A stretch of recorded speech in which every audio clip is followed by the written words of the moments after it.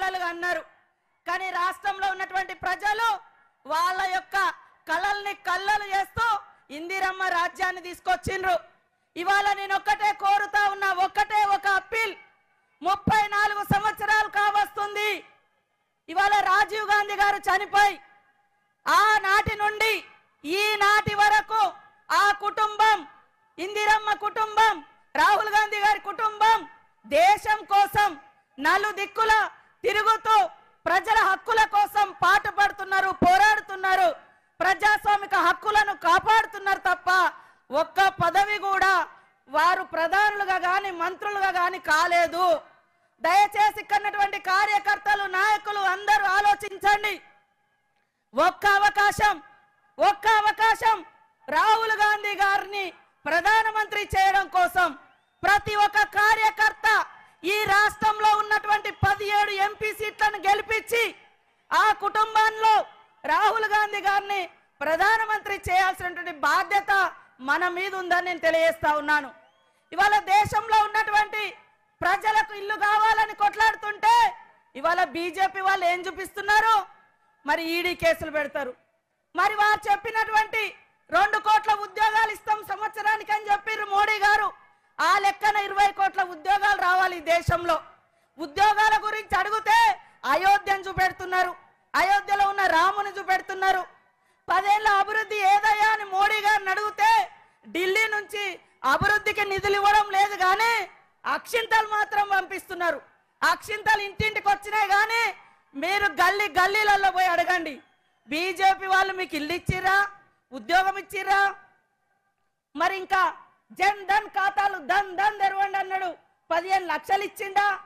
మరి ఏం చేసిండంటే 10 సంవత్సరాలలో మరి మోడీ గారి పాలన గురించి చెప్తే రాస్తే రామాయణం అంత అవుతుంది, చెప్తే భారతం అంత అయితే తప్ప వికసిత్ భారత్ అంట. వికసిత్ ఎక్కడుందయో మీరు చేసిన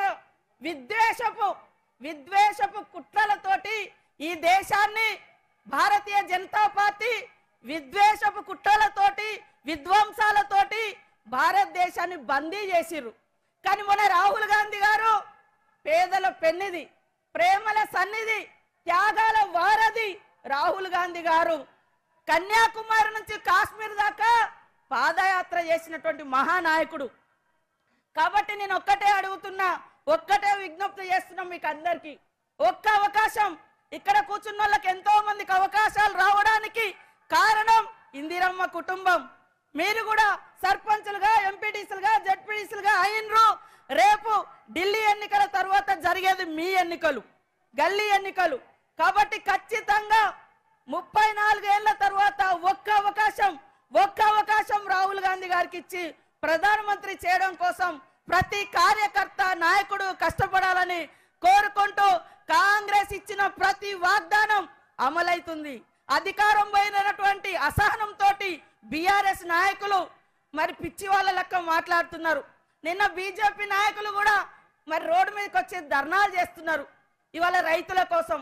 అయ్యా, మీరు కార్పొరేట్ కంపెనీల కోసం, బహుళజాతి కంపెనీల కోసం, రైతాంగ వ్యవసాయాన్ని ముంచడం కోసం నల్ల చట్టాలు తీసుకొస్తుంటే వాటికి వ్యతిరేకంగా పోరాడుతున్నటువంటి రైతుల మీద కాల్పులు చేసింది మీరు. ఇవాళ గిరిజన ప్రాంతాలలో ఉన్నటువంటి, ఆదివాసి ప్రాంతాలలో ఉన్నటువంటి సహజ వనరులను దోచుకోవడం కోసం మరి గిరిజన యువతను, ఆదివాసి యువతను, వారి హక్కులను కాలరాస్తున్నది కార్పొరేట్ మోడీ వ్యవస్థ అని ఈ సందర్భంగా తెలియజేస్తూ ప్రతి ఒక్కరు కూడా ఒక్క నెల రోజులు కష్టపడండి.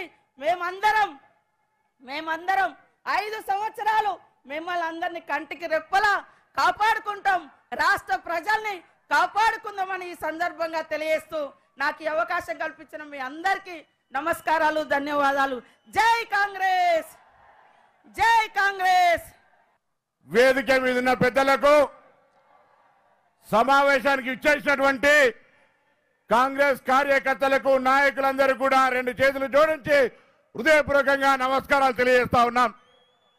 ఆనాడు సెప్టెంబర్ 17 నాడు ఇదే తుక్కుగూడ విజయపేరి సభ నుంచి ఆనాడు పిలిపించినటువంటి ఈ యొక్క ప్రజాస్వామిక ప్రభుత్వాన్ని గద్దెదించి ప్రజాస్వామ్యాన్ని నెలకొల్పడానికి తెలంగాణలో ఉన్నటువంటి ప్రతి పౌరుడు ప్రతి కాంగ్రెస్ కార్యకర్త ఏ విధంగా ప్రతిన పూనినాడో ఈరోజు మళ్ళీ దేశంలో కూడా ఏ విధంగానైనా అప్రజాస్వామికంగా నియంతృత్వంగా పూర్తిగా మతపరమైనటువంటి విద్వేషాలు లేవనైతే ఈ దేశం అభివృద్ధికి నిరోధకంగా మారినటువంటి నరేంద్ర మోడీ బీజేపీ ప్రభుత్వాన్ని దించడానికి జరుగుతున్నటువంటి ఈ జనజాతర సభ రేపు ఢిల్లీలో కాంగ్రెస్ కూటమి అధికారంలో వచ్చే వరకు మనమంతా మళ్ళీ గట్టిగా కృషి చేయాలని ఈ స్ఫూర్తి తీసుకొని దేశం మొత్తం మీద తెలంగాణలో ఉన్నటువంటి 17 లోక్సభ సీట్లతో పాటుగా